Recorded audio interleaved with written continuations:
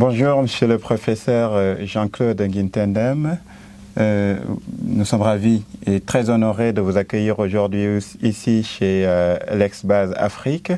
Vous êtes professeur au Cameroun. Je vous laisse vous présenter rapidement à notre public. Monsieur Fallu, docteur Falidou, le plaisir est partagé.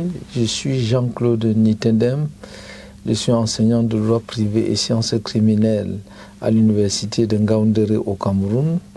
Je surfe sur la spécialité droit minier, droit des affaires, droit de transport et un peu de droit pénal. Donc mes champs de recherche se résument en quelque sorte dans ces grands ensembles. Bon. Et donc vous êtes particulièrement remarqué par vos écrits sur le droit Ouada en général, le droit Ouada que vous avez vu naître, le droit Ouada que vous avez vu évoluer. Aujourd'hui, le droit Ouada a 30 ans et l'heure est peut-être au bilan, l'heure est à l'évaluation de cette organisation qui est aujourd'hui trentenaire. Est-ce que vous pouvez nous dire un mot sur les finalités originelles de cette construction juridique qu'est le droit Ouada? Alors, quand on prend le traité fondateur, le tout premier traité, on comprend que les États africains, francophones pour l'essentiel, ont manifesté l'envie d'améliorer la qualité de leurs droits, de sorte à davantage attirer vers leur territoire des investisseurs qui reprochaient à notre système juridique et juridictionnel un certain nombre de tares qui ne permettaient pas, ou du moins qui ne favorisaient pas l'éclosion d'un certain nombre d'activités, notamment, et qui ne facilitaient pas, ou du moins qui n'encourageaient pas les personnes qui manifestaient un peu beaucoup de volonté à investir sur l'espace qui est l'espace Ouada. Et les pères fondateurs de l'Ouada ont pensé qu'en réalité, pour corriger ces reproches, il fallait améliorer le cadre juridique.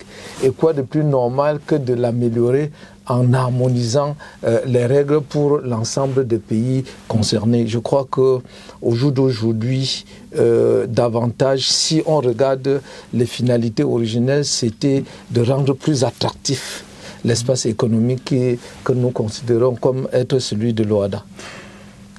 Très bien, donc une finalité, une méthode d'intégration juridique à finalité économique.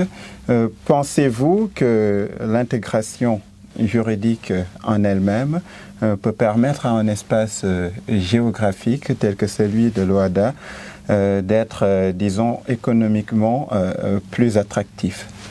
Oui, a priori oui. A priori oui. Maintenant, a priori oui, parce que quand vous avez un cadre juridique qui permet aux uns aux autres de bénéficier d'une sorte de sécurité lorsqu'ils viennent vers vous, je crois que c'est un appât indéniable. C'est un appât indéniable de sorte qu'ils soient garantis de ce que, en arrivant sur le territoire, en portant ces capitaux sur les territoires concernés, qu'ils se rassurent, qu'ils soient certains de ce qu'on pourra avoir en termes de retour, en termes de dividendes, un retour à l'investissement. Mais il ne suffit pas simplement de créer ce cadre. Encore faut-il que le cadre soit véritablement opérationnel. Et sur le terrain de l'opérationnalité, il me semble qu'à l'état actuel, quand on regarde le niveau de saisie des questions économiques par le droit dans l'espace Ouada, il y a déjà une première satisfaction. Ça nous donne le sentiment, a priori, je dis bien a priori, qu'à partir du cadre juridique, on peut atteindre un certain nombre de finalités économiques. Maintenant, une chose est de penser atteindre certaines finalités, l'autre est de les concrétiser. Or, si on veut mesurer aujourd'hui, parce que la question que vous posez semble en filigrane poser cette problématique de l'effectivité. Donc, en filigrane, aujourd'hui, si on peut être d'accord que le cadre juridique a été amélioré, il me semble qu'il serait très difficile de mesurer avec les instruments juridiques l'effectivité en termes d'attractivité de l'espace économique, il faut à ce moment-là mettre sur la table des ingrédients économiques, statistiques.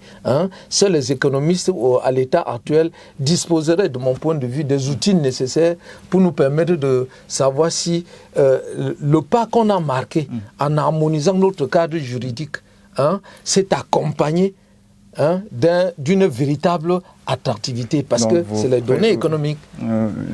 Vous préconisez donc une analyse économique ou une analyse d'impact économique du droit WADA en tant que tel? Oui, évidemment, évidemment. Il me semble qu'il est plus que jamais temps que des économistes de l'espace WADA, n'est-ce pas, se saisissent de la question et utilisent les paramètres, les techniques économiques d'évaluation. En termes d'impact, ce qui aurait pu immédiatement satisfaire le juriste que je suis, c'est de voir que le panier de la ménagère de l'espace WADA s'est amélioré. Je n'ai aucun élément, en tant que juriste, mais en termes de règles, il me semble qu'on a tout le cadrage juridique, nécessaire pour améliorer ce panier de la ménagère. Et donc, au bout de 30 ans aujourd'hui, de votre point de vue, seriez-vous plutôt tenté de dire que la finalité du droit WADA est plutôt juridique ou est-elle plutôt économique de votre point de vue à l'heure actuelle? C'est pour ça qu'à l'entame, je vous ai dit que c'était une appréhension a priori. Parce qu'au final, ne disposant pas des outils économiques, je ne peux me mettre que dans la perspective du juriste. Et le juriste que je suis est, si vous voulez, satisfait de ce qui...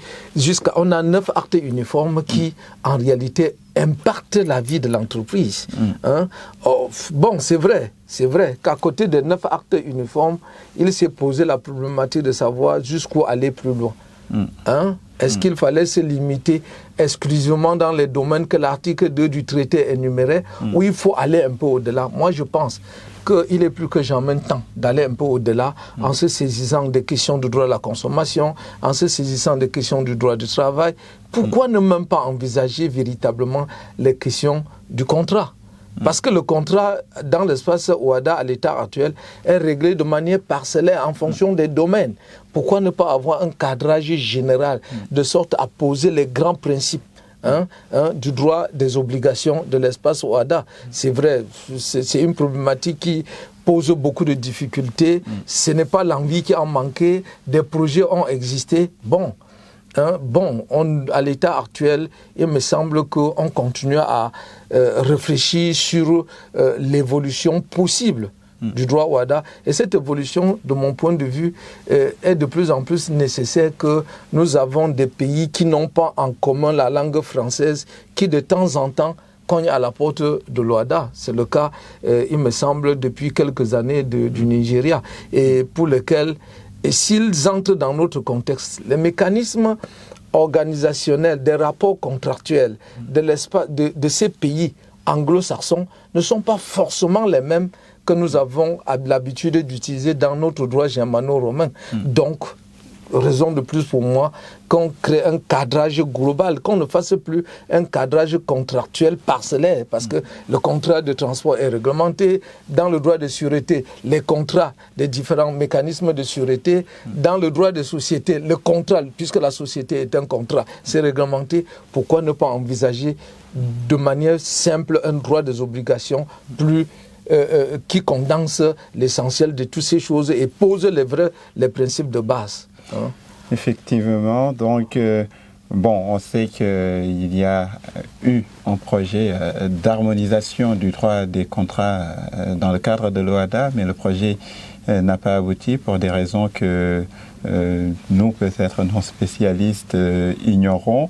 Avez-vous une idée de ce qui a conduit Pas certainement, parce que comme vous voyez ma position, moi j'aurais milité pour que ce projet puisse voir le jour.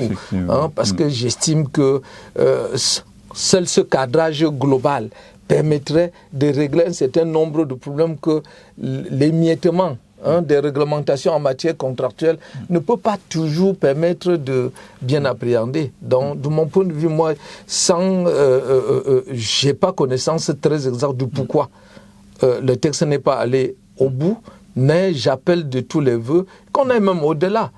Et il ne faut pas seulement se limiter parce que le droit de l'OHADA tel qu'il est pensé est un droit de l'entreprise et non un droit de la société. Un droit des sociétés commerciales, c'est un droit des entreprises. Et qui dit entreprise envisage et l'activité et le consommateur et les travailleurs. Pourquoi ne pas envisager un droit de travail global, de sorte que quand on parle de l'entreprise dans l'espace OHADA, qu'on ait un tout. Que l'entité de manière globale soit soumise à un même cadrage juridique. Donc c'est mon point de vue. Bon, au-delà de cet aspect législatif dont on a parlé depuis le début, il y a aussi l'aspect juridictionnel dans le cadre de l'OHADA et notamment avec cette cour spéciale qui est la Cour commune de justice et d'arbitrage qui, si je devrais le présenter en 3 ou 4 mots, pourrait être considéré comme une cour communautaire de cassation dans cet espace. Est-ce que vous pouvez nous dire un mot également sur le rôle, l'impulsion qu'a donné cette cour à la marche de cette organisation? De mon point de vue, c'est l'institution la plus aboutie de la construction OHADA, de mon point de vue. Parce que l'harmonisation des jurisprudences nous permet, même si nous n'avons pas tous les éléments, les critères économiques pour mesurer l'évolution l'évolution du droit dans son appréhension économique, il me semble qu'avec, en termes quantitatifs et qualitatifs, la qualité de la jurisprudence dans l'espace OHADA s'est fortement et grandement améliorée. Ce qui est salutaire parce que les juges qui sont appelés à appliquer dans les instances inférieures les textes de l'OHADA sont aujourd'hui appelés ou du moins amenés à avoir une lecture presque identique, quel que soit l'état où on se trouve, de sorte que les décisions ne fassent pas l'objet de cassation. Qui a besoin de rendre une décision qui va être remise en cause par la juridiction supérieure? On va se rendre compte aujourd'hui qu'au moins, il y a cet élan, cette volonté manifeste dès les instances inférieures. Déjà, à se saisir d'un certain nombre de questions de manière presque identique, quel que soit l'état où on se trouve, et évidemment, si la question n'est pas bien saisie et si les parties ne sont pas satisfaits, ils ont la possibilité d'aller à Abidjan devant le juge de la cour la cour de justice de la cour commune de justice de l'OHADA, qui, ma foi, en réalité efface tout l'état. C'est mon point de vue, qui efface l'état qu'on reprochait aux juridictions nationales, notamment en termes de corruption. En termes de corruption, il ne me semble pas qu'à l'état actuel, qu'on puisse reprocher à une décision des juges de l'OHADA que les investisseurs puissent être véritablement méfiants. Parce qu'il ne me semble pas qu'il soit possible, à l'état actuel, qu'on puisse reprocher à un juge de l'OHADA les élans de corruption. Mais d'un point de vue de la proximité des juridictions, il arrive également souvent qu'on reproche à la CCJA qui est à Abidjan son éloignement par rapport à d'autres par rapport aux partis, tout simplement.